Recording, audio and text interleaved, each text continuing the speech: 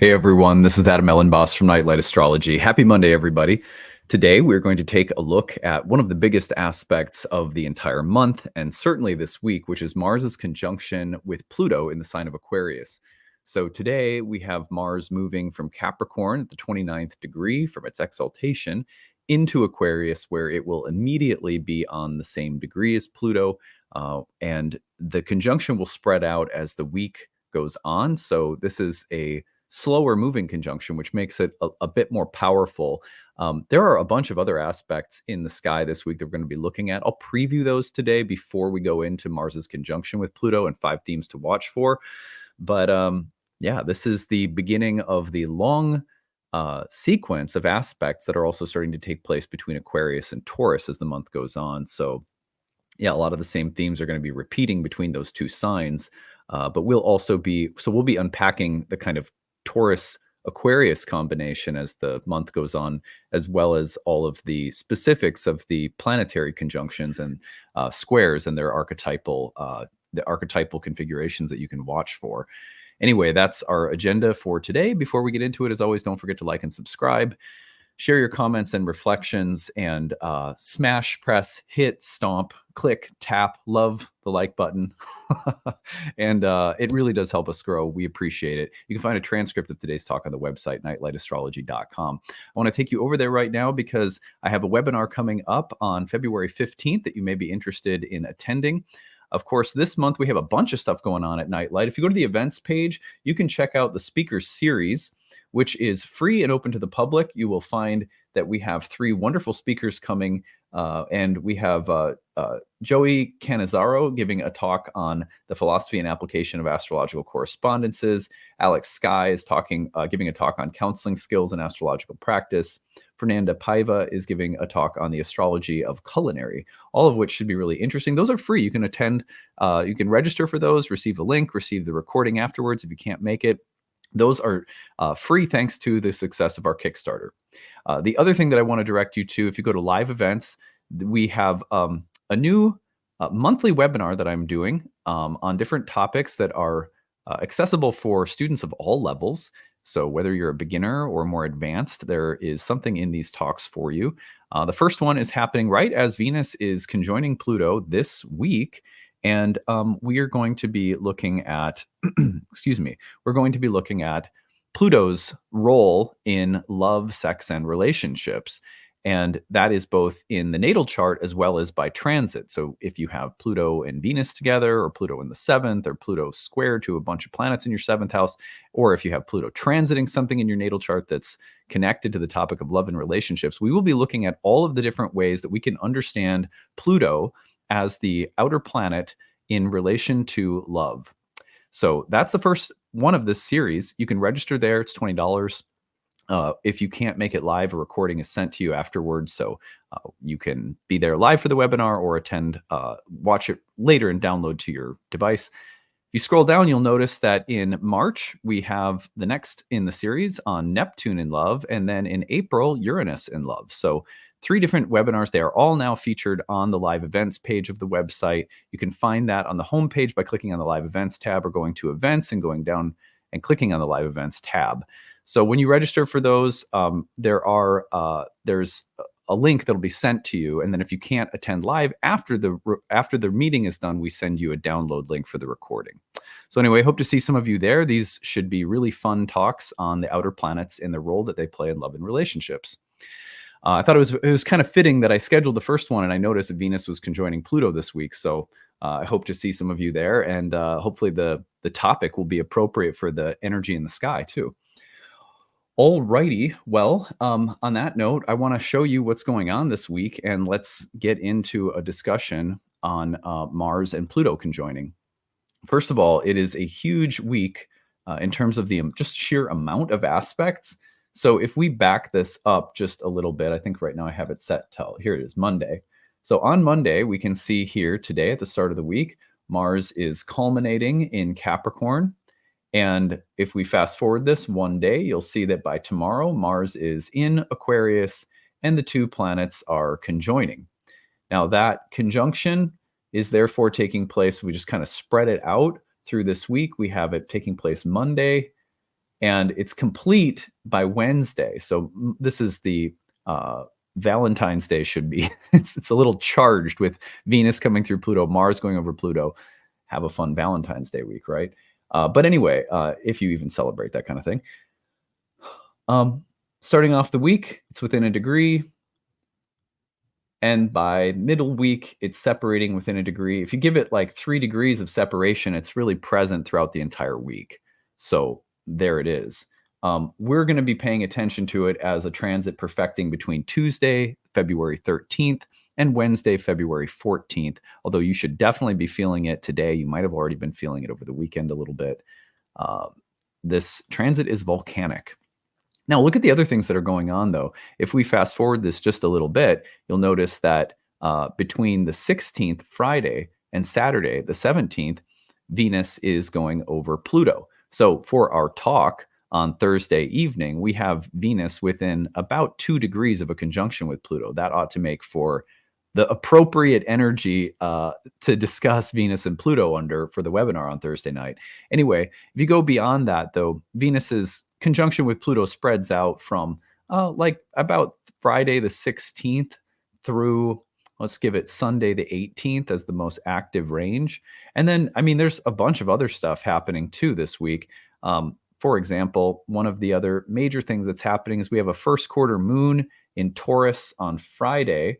And that first quarter moon also features Mercury in Aquarius going through a square to Uranus, which tends to be just a very illuminating, intellectually in terms of communication, intellect, mind, speech, ideas that just kind of pop. This is the light bulb really turning on with Mercury squaring Uranus as the week goes on, and we have a first quarter moon there.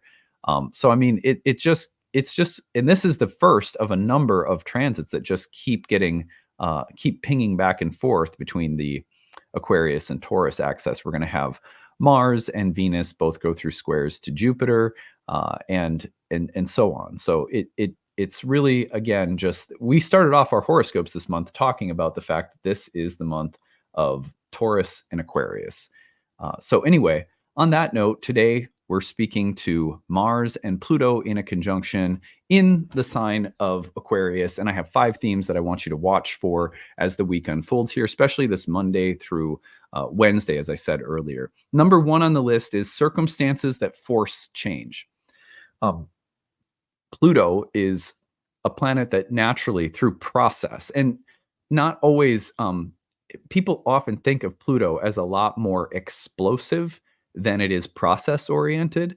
But actually, Pluto transits by nature, as we're going to talk about in the webinar on Pluto and Venus this week, are deeply process oriented. Most of the best things that Pluto delivers are not like sharp, punctuated events that are traumatic or supercharged and instantly life-changing.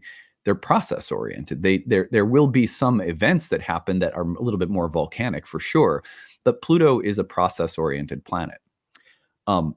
The process, the alchemy of transformation, of death and rebirth that Pluto has long been famous for in modern astrology for, maybe 100 years now or something.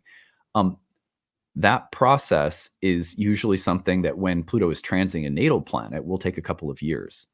However, it's different when we have something like Mars, which is acting as a trigger for the release or expression of Plutonian energy, which usually serves as a more punctuated series of events or like little window of time. The reason for that is that Mars is of the more triggery, action-oriented dynamic planets. You'll notice that when Venus hits Pluto, we'll have similar distinct events or expressions that surge forth more powerfully and suddenly and instantly. That's because, in a sense, all fast-moving planets, when they cross an outer planet through conjunction, square, opposition, especially those hard dynamic aspects, that they release the expression of the outer planet in very distinct and sort of sudden and sometimes more disruptive ways, although they can be very healing and beneficial and positive too. But the expression tends to pop. and we have a little window of time where we'll see distinct events. Now, those events may serve in a larger process that's actually slower and more drawn out, especially if Pluto's relating to things in your natal chart at the same time. But there's probably no planet. I mean, all the faster moving planets can serve to create like a trigger or flashpoint for Pluto when they cross an aspect. But Mars especially, Mars is the god of action. Mars is the god of dynamism and speed. And so when Pluto hits Mars, there is this way in which the death and rebirth, the destructive and creative fusion of that is Pluto, comes together in ways that are very fast and sudden and pointed, and they're action oriented. So what can happen, the way we tend to experience that, one of the ways we tend to experience that is that all of a sudden circumstances around me are forcing change. They're forcing some kind of transformation. It's as though, someone's like spurring me if I'm a horse, goading me. Actually, one of the interesting words for a kentron, which was an angular house, and the dynamism associated with the angular houses in ancient astrology, which are in a sense very Mars-like, was the word kentron could also mean like a spike or a goad, something that poked to sort of push action along. So when Mars hits Pluto, it's as though we got that little I don't like the images of like, I don't like thinking about spiking something, goading something with a prod, like it seems kind of violent. But if you can soften that to just think the forces of evolution are spurring change, they're poking us to get going. Circumstances are conspiring to make us move and act. And that's and it can feel like circumstances that are beyond our control. In the same way that, when you get a swift kick in the butt to get up and do something, you often feel like, okay, I get the message. It doesn't feel like it came from you, but it came from someone or something else, your higher self or the angels or your guides. But it often feels as though circumstances conspired to let your daimon have an opportunity to speak and goad you into action. That's Mars Pluto at its best, and however, those circumstances sometimes are more destructive or pointed or frustrating or challenging and require more courage or perseverance or sudden responsiveness than other transits. And that's Mars too. That's why we sometimes call Mars a malefic, right? It's because that kind of pointedness is unsettling and can be a little anxiety provoking. It's like suddenly being forced into action. So anyway, we'll see how things go here.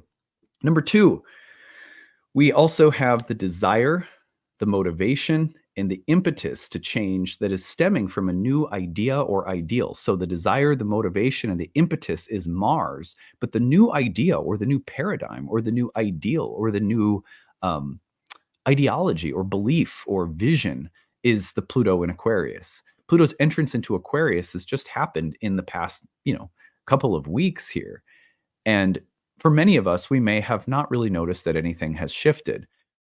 Mars can be one of those planets that conjoining Pluto and Aquarius suddenly makes it clear that not everything is the same. No, there are new ideas, there are new thoughts, there are new pictures of what the future might look like, new incentives, new aspirations of how things could get better, or of an ideal that we've drifted from that we need to get back to.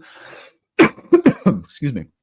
And so when Mars hits Pluto, the desire, the motivation, the impetus, the change suddenly presents itself. Hot, red, fast, determined. Let's do it. Act. And it's coming from a new Aquarian image or idea that's lofty and special. And we think, yes, now I've got to go for it. Number 3, confrontations or conflicts that force change. Maybe they force a change of mind. Maybe they force a change of vision or image. Maybe the new idea isn't ready to be acted upon. Maybe the new idea is coming about and we're starting to see it, or we're becoming aware of it for the first time because circumstances are conspiring and a conflict or a tension is presenting us with the new idea. So you either have the idea of the desire to act on a new idea coming about, like now it's time to act. Oh, there's a new idea and I've got to do something. Or pressures or conflicts or confrontations are arising that make a new idea necessary, or that sort of, boom, make a new idea appear or come forth. So the different ways of looking at the same thing. You have the desire, motivation, impetus to create change now, to act based on a paradigm that's slowly been establishing itself, but you're ready to act on now. Or you have confrontations, conflict, crisis, the sort of red hot Mars spiking in some way that forces a change of idea. And that change of idea is what is immediate, not necessarily, it may not be the time to act on it yet, but now you're getting clear about it. Do you see what I mean? So either one could be present. Number 4 is the courage to evaluate ideals and open the mind. So Mars is also like a scalpel. Mars is was associated with medicine, with math, with executive thinking, with analytical thinking, alongside of Mercury. Mars and Mercury together were associated with the sciences, the study of anything that would wield like a scalpel or a knife. It was associated with things like alchemy. So Mars has this penetrating, cutting, probing, analyzing quality to it, in the same way that like a scalpel does. But it could be, Mars can be related to the mind, and the sort of analytical, judging, discriminating mind in that sense. So when it conjoins Pluto and Aquarius, it's this kind of oversight and analytical evaluating tendency. So you start looking at things and going, I want to get below the surface. I want to see what's going on. I want to understand the structure. I want to understand the workings of all the parts. And I want to judge and evaluate them against maybe a higher standard, or look and see if whether I believe that we are reaching as high as we can. So this is a transit that can be about evaluation and kind of a lofty, systematic, big picture blueprint analysis of something. And also, one thing to keep in mind is that it's not always easy to do that. You have to have some degree of courage, detachment, open-mindedness to be in a position of discernment, evaluation, and thoughtful, the potential for thoughtful revision or thoughtful deconstruction and reconstruction of systems. And like, to do that requires a kind of open-mindedness and courage. Of course, you could have a very judging, executive, condemning, perfectionist quality as well. You have to be careful of that. And then finally, the short-sightedness of lofty ideas. I mean, let me put it this way, and I'm not, there's something you have to be careful about with this combination that stems from the hubris of a good idea. And we've talked about this a lot with Aquarius already, but any good idea that could revolutionize things will often, in time, become the instrument of oppression, or suppression or repression. And so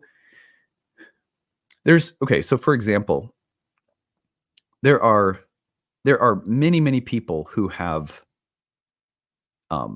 maybe they've made billions of dollars.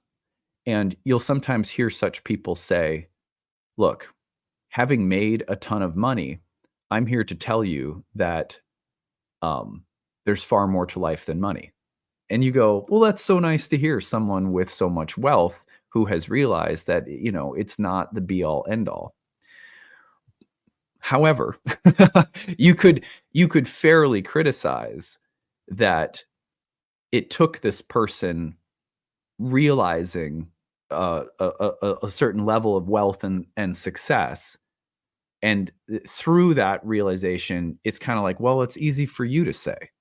Do you know what I mean? Like, it's easy for you to denounce, wealth and accomplishment and fame and massive levels of success as not the be all end all, because you've had all of that. And so it's not so easy for someone who maybe is struggling to survive to, denounce the desire for greater ease materially, and so I'm just making this up as an example that I think is really common, where a lofty idea that sounds really peaceful and virtuous and lofty, like, that's a noble, virtuous idea. Like, money can't buy me love. I mean, people have been talking about this for thousands of years, that your happiness is not, ultimately, you should not tie it into material things too much. But it's a little bit like, when you hear such lofty ideas coming from people who have maybe ascended to the top of some hierarchy, well, there's it's hard to say that someone at the top of a hierarchy is suggesting that there's more to life than a hierarchy. Do you know what I mean? So, and I'm not. This is not a moral stance I'm taking. I'm literally just coming up with an example of how a lofty idea can reflect a level of privilege and dissociation from like being in the valley of life where real struggles are happening. And it's not so easy to just disentangle yourself through lofty visions or grandiose ideas. Do you know what I mean? We have to be very careful when Mars conjoins Pluto that we aren't subtly trying to dominate or assert our loftiness over other people, and actually reinforcing things like hierarchies and so forth by saying that we've got the best or loftiest idea and not recognizing maybe how we've come to that place. There's what I'm trying to say, and maybe I'm not saying it so well, is that there can be a kind of elitist quality with even the most virtuous, progressive, noble, big-minded kind of ideas that we get excited about. And so you just have to stay humble. I think that's the thing with this combination. It's like, enjoy big ideas, let them be activated and let them work you and work on them, right? And there's nothing wrong with big, grand, virtuous, next level thinking, and all of the Aquarius stuff is very exciting. Stay humble. Make sure that you remain a sort of fucked up citizen of Earth. You know what I mean? So that's all I have to say about the short-sightedness of lofty ideas as the fifth point here. I hope that made sense. Anyway, that's it for today. Before you go, don't forget we have a webinar this Thursday night on Pluto and Venus. You can sign up on the website. Can't attend live. We send you the video later. Then you can sign up if you want to for next month's talk or April's talk on Neptune and Uranus and love and relationships. Those are open to students of all levels. So I'm creating a monthly webinar that's designed for people who just want to do a little astrological learning, but maybe aren't ready for an intensive program or an advanced masterclass, something like that. So these are really beginner friendly and also specific enough that advanced students can get something really good out of it. So anyway, that is it for now. If you guys, by the way, where is it? If you have any questions about anything on the website, info@nightlightastrology.com. All right, take it easy, and we will be back for more on the Venus-Pluto transit this week and lots of other good stuff. All right, take it easy. Bye.